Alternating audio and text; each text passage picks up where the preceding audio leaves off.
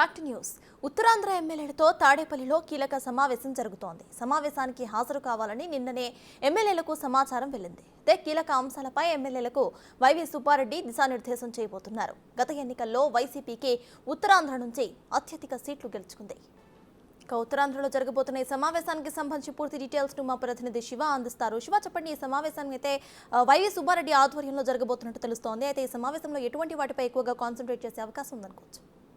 సతాస్ మొత్తమే చూసుకుంటే వైఎస్ఆర్సీపీ ఉత్తరాంధ్రకి సంబంధించి దాదాపుగా 32 మంది ఉన్నారు. ఈ 32 మందికి సంబంధించి దాదాపుగా 26 మంది శాసనసభ్యులు ఈ సమావేశానికి హాజరైనట్లు కూడా తెలుస్తూ ఉంది. మిగిలిన వారు ఇన్ఛార్జీలు, ఎమ్మెల్యేలు, ఎంపీలు కూడా ఈ సమావేశానికి హాజరయ్యారు. అయితే మంత్రి బొత్స సత్యనారాయణ అయితే మాత్రం ఇంకా సమావేశానికి హాజరు కాలేదు. ఆయన కొన్ని పనులు ఉన్నాయని చెప్పి కూడా చెప్పినట్టు తెలుస్తోంది. ప్రధానంగా చూసుకుంటే ఉత్తరాంధ్రకి సంబంధించి కూడా వైఎస్ఆర్సీపీ గత ఎన్నికల్లో అత్యధిక స్థానాలను గెలుపొందడం జరిగింది.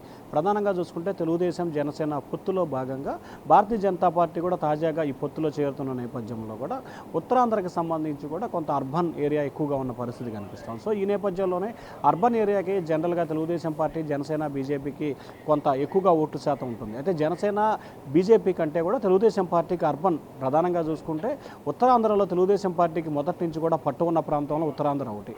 సో ఈ నేపథ్యంలోనే గతంలో వైఎస్ఆర్సీపీ గాలి బాగా ఉన్న సమయంలోనే సీట్లు గెలుచుకున్నారు. కానీ ప్రస్తుతం పరిస్థితి ఆ విధంగా లేదు కాబట్టి ఖచ్చితంగా రానున్న రోజుల్లో 175 సాధించాలనేది వైఎస్ఆర్సీపీ వ్యూహంగా కనిపిస్తుంది. దాని వ్యూహంలో భాగంగానే ఈరోజు ఉత్తరాంధ్రకి సంబంధించిన ఎమ్మెల్యేలు, ఇన్ఛార్జీలకు సంబంధించి ఏదైతే కొత్తగా ప్రకటించిన అభ్యర్థులతో సమావేశం అయితే జరుగుతూ ఉంది. ఈ సమావేశానికి ముఖ్యమంత్రి మాత్రం లేదు, కేవలం regional coordinator, Uttarandhra regional coordinator ఎవరైతే ఉన్నారో వైవి సుబ్బారెడ్డి నేతృత్వంలో ఈ సమావేశం జరుగుతోంది. ఈ సమావేశానికి సంబంధించి రానున్న ఎన్నికల్లో నియోజకవర్గ స్థితిగతులు ఏంటి, అక్కడున్న బలాలు ఏంటి, ప్రతిపక్షానికి ఉన్న బలాలు ఏంటి, అధికార పక్షానికి ఉన్న బలాలు ఏంటి, గెలుపు కోసం ఎటువంటి చర్యలు తీసుకోవాలి, ఆర్థికంగా ఏ విధంగా నిలదొక్కోవాలి, ఆర్థికంగా ఎంత చేయాల్సి ఉంటుంది ఏమిటి అనే దానికి సంబంధించి ఒక ఇంటర్నల్ మీటింగ్ అయితే ఈరోజు జరుగుతోంది. 2024 ఎన్నికల్లో ఉత్తరాంధ్ర అత్యధిక స్థానాలు గెలిపే ధ్యేయంగా ఈ సమావేశం అయితే జరుగుతోంది. ముఖ్యంగా ఆర్థిక, సామాజిక కోణాల బేస్లోనే ఈరోజు ఈ సమావేశం జరుగుతున్నట్లు కూడా తెలుస్తూ ఉంది. సో దాంతోపాటుగా ఉత్తరాంధ్రకు సంబంధించి కూడా తెలుగుదేశం, జనసేన, బీజేపీ కూటమికి ఎట్టి పరిస్థితుల్లో కూడా తక్కువ సీట్లు వచ్చే విధంగా ప్రామాణికం చేయాలి, ఎక్కువ సీట్లు వైఎస్ఆర్సీపీ గెలుచుకునే ప్రయత్నం చేశారు. దానికి సంబంధించిన అర్ధ బలానికి సంబంధించి ఎటువంటి జాగ్రత్తలు తీసుకోవాలి అనే దానికి సంబంధించే సమావేశంలో ప్రధానమైన ఏజెండాగా కూడా చర్చ కొనసాగుతుంది. దాంతోపాటుగా ఇటీవల అభ్యర్థుల మార్పులు చేర్పులకు సంబంధించి సిట్టింగ్ శాసనసభ్యులు, ఇన్ఛార్జీలు కొంతమందికి సహాయ నిరాకరణ చేసిన పరిస్థితి కనిపించింది.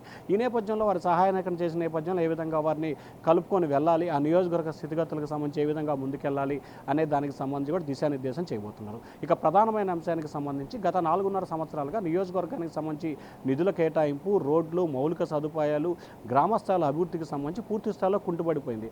కేవలం సంక్షేమ కార్యక్రమాలకు సంబంధించి మాత్రం ఎక్కువ నిధులు కేటాయిస్తున్నారు.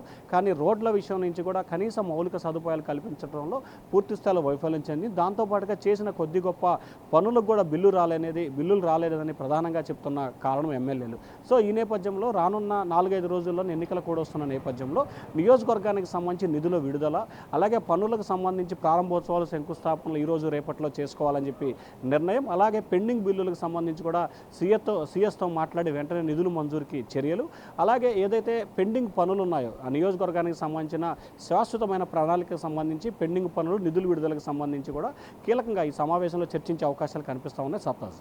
అంటే శివ, మీరు ఇందాక చెప్పినట్టు పొత్తులో భాగంగా ఇటు 3 పార్టీలతో వైసీపీ పోటీ పడాల్సి ఉంటుంది ఎలక్షన్స్లో. కాబట్టి ఈ సమావేశంలో వైవి సుబ్బారెడ్డి నేతలకి అంటే ఎటువంటి దిశానిర్దేశాలు చేసే అవకాశం ఉంది, ఎటువంటి స్ట్రాటజీతో వాళ్ళు ముందుకెళ్లే అవకాశం ఉందనుకోవచ్చు?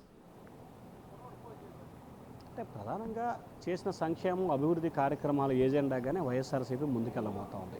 ఏదైతే ప్రత్యేక హోదా విషయంలో కానీ, విశాఖ స్టీల్ ప్లాంట్ విషయంలో కానీ 2014 నుంచి 2019 వరకు టీడీపీ, జనసేన, బీజేపీ ఏం చేశాయో మళ్ళీ మరొకసారి మోసం చేసేందుకు ఈ 3 పార్టీలు కలిసి వస్తున్నాయి. నిజంగా ఈ 3 పార్టీలకు చిత్తశుద్ధి ఉంటే ఎందుకు ప్రత్యేక హోదా కానీ, విశాఖపట్నం స్టీల్ ప్లాంట్ విషయం కానీ, పోలవరం ప్రాజెక్టు కానీ వీటిని ఎందుకు చేయలేదనేది ప్రధానమైన ఏజెండా కూడా ప్రజల్లోకి వివరించాలి. అలాగే ఉత్తరాంధ్రకు సంబంధించి వైఎస్ఆర్సీపీ రాజధానిగా, క్యాపిటల్కి సంబంధించి కట్టుబడి ఉంది. ఉత్తరాంధ్రకు సంబంధించి అనేక అభివృద్ధి కార్యక్రమాలు చేయడంతో పాటు ఏదైతే ఉద్దానం సంబంధించిన హాస్పిటల్ ఏర్పాటు చేయడంలో కానీ, మిగిలిన అంశాలకు సంబంధించి కానీ వైఎస్ఆర్సీపీ చాలా అభివృద్ధిలో కీలకమైన పాత్ర పోషించింది. కొన్ని దశాబ్దాలుగా ఎప్పుడు జరగని రీతిలో ఇప్పుడు అభివృద్ధి ఉత్తరాంధ్రపై వైఎస్ఆర్సీపీ చేసింది.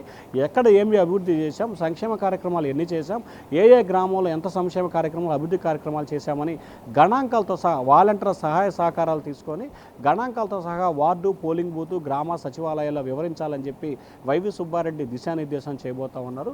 వైనాట్ 175 లక్ష్యంగానే వైఎస్ఆర్సీపీ పనిచేయాలని చెప్పి కూడా ఆయన చెప్తా ఉన్నారు. అలాగే ముఖ్యమంత్రికి సంబంధించి పర్యటనలు కొన్ని ఎక్కువగా జరపాలి ఉత్తరాంధ్రలో అని చెప్పి కూడా వారు కోరినట్టు తెలుస్తూ ఉంది.